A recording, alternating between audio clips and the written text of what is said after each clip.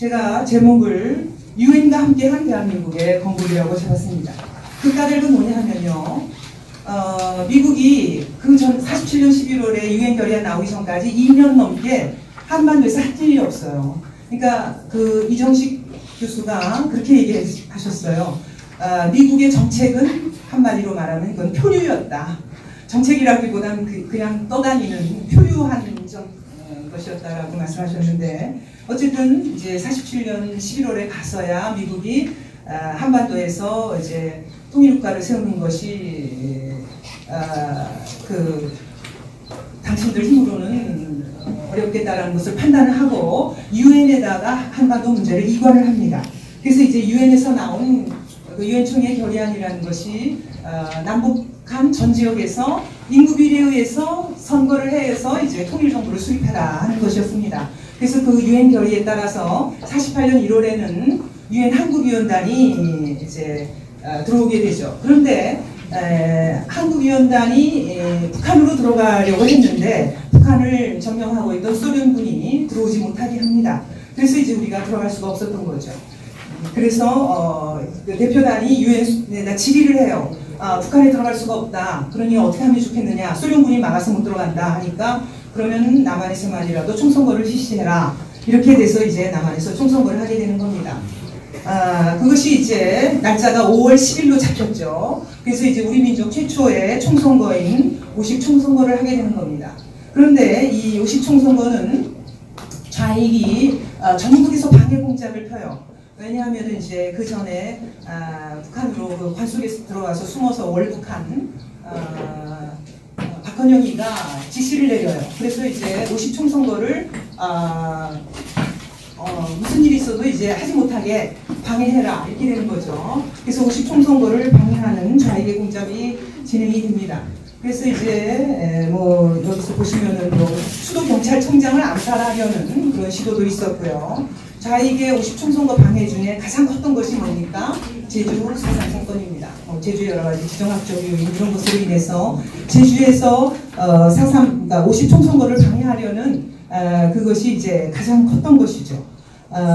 그런데 지금 우리 교과서 이번에 나온 역사교과서 시안은 이 4.3을 굉장히 부각시키고 있어요. 그러면서 소주제로 새로 만들었어요. 그래가지고 전에 없던 통일정부 수립을 위한 노력이다 라는 항목을 만들어가지고 거기에 제주 4.3 사건을 집어넣었어요.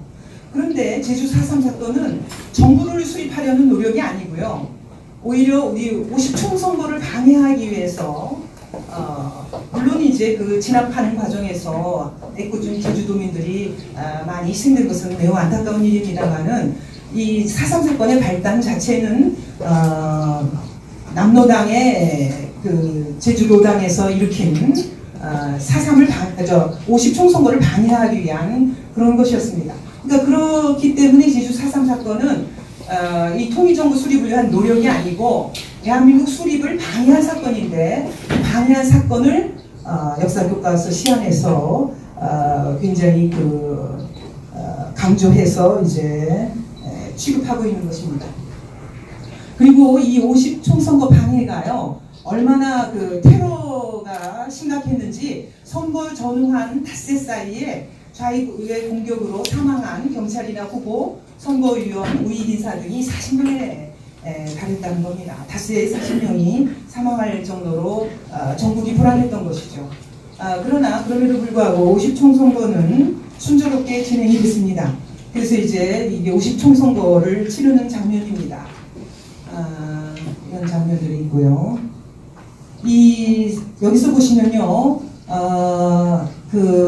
우리가 이제 무심히 보아 넘기는 사진인데요. 사실은 이거 하나에도 당시에 그 상황이 얼마나 어려웠는가 하는 걸 알 수가 있어요. 이거 보시면은요, 이 후보를 어떻게 표시했냐면요, 1, 2, 3, 4 이런 게 없고요.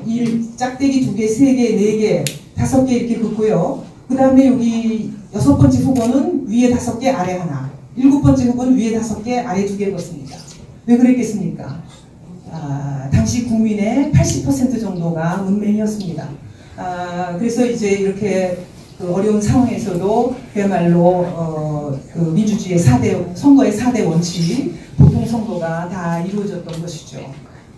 그래서 선거가 이제 무사히 이루어졌고요.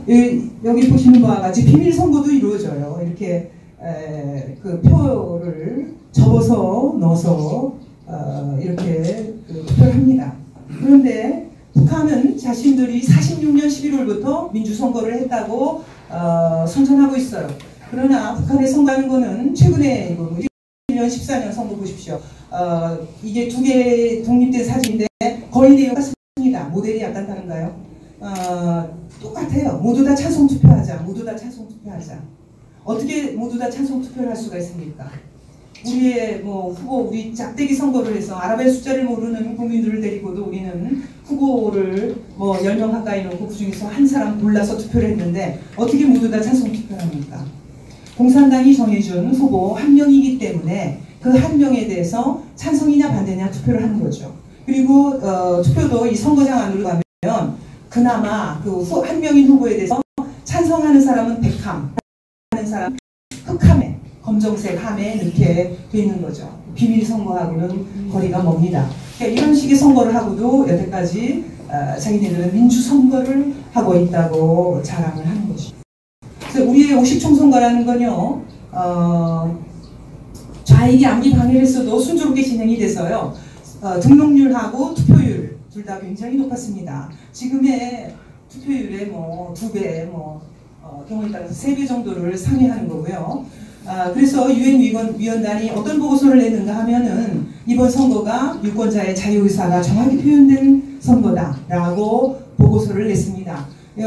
결국 이 여러 가지가 보여주는 것은 뭐냐면 대한민국 수립에 대한 국민의 지지는 거국적인 선거였던 것입니다. 거국적인 것이었던 것입니다. 그 다음에 50총선거는요, 이거 잘 알려져 있지 않은 사실인데요. 이미 재헌국회의원 선거법을 통해서 친일 경력자에게는 선거권과 피선거권 주지 않았습니다. 그래서 우리의 그 첫 선거인 50총선거는 친일파를 배제한 그런 선거였던 것입니다. 그래서 인구비례에 의해서 원래 이제 북한에 들어가려고 했는데 소련군이 막아서 못 들어갔기 때문에 당시 우리가 남한이 북한의 인구의 2배쯤 됐다고 합니다. 그래서 북한의 100석을 배정하고 남한의 200석을 이제 배정했는데 북한의 100석은 비워둔 거죠.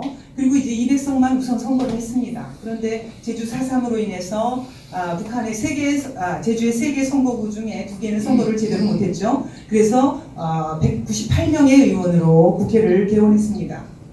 그리고 이게 이제 5월 31일에 국회를 개원했고요. 임시의장으로 이승만 박사가 선출이 되었습니다. 그리고 이 국회에서, 재헌국회에서 헌법을 제정했죠. 여기에 나오는 게 이제 그때 제정된 헌법이고 그 헌법을 7월 17일에 공포를 했습니다. 그리고 7월 20일에요. 국회의원 중에 196명이 모여서 대통령을 선출했어요. 그 196명 중에 이승만 박사가 180표, 김구 선생이 13표를 받았습니다. 그래서 180표라는 압도적인 다수의 표로 이승만 박사가 대한민국 초대 대통령에 선출이 돼서 24일에 취임식을 했습니다. 그리고 이제 대통령에 당선되시면서 조각을 했어요. 그래서 이제 초대 내각을 짰는데 한간에서 우리의 그 이승만 박사의 초대 정부가 무슨 친일 내각이라는 등 음해가 많이 되고 있는데요. 이게 이제 연세대 유석춘 교수가 이거 밝혀낸 겁니다.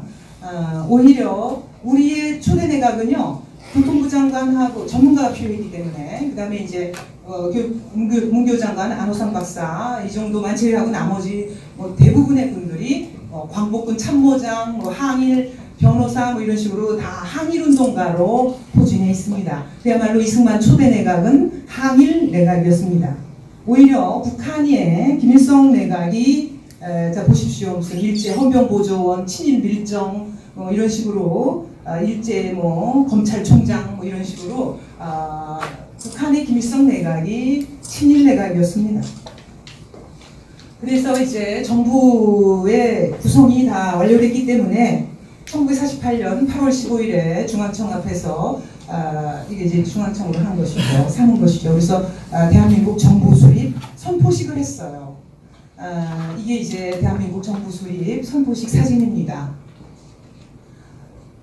그러니까 50총선거로부터 시작해서 총선거를 통해서 국회를 구성했죠. 헌법을 제정했죠. 그 다음에 헌법에 따라서 대통령을 선출하고 내각을 구성해서 정부 수립을 완료했다. 그래서 그것을 선포한 48년 8월 15일이 건국일인 것입니다.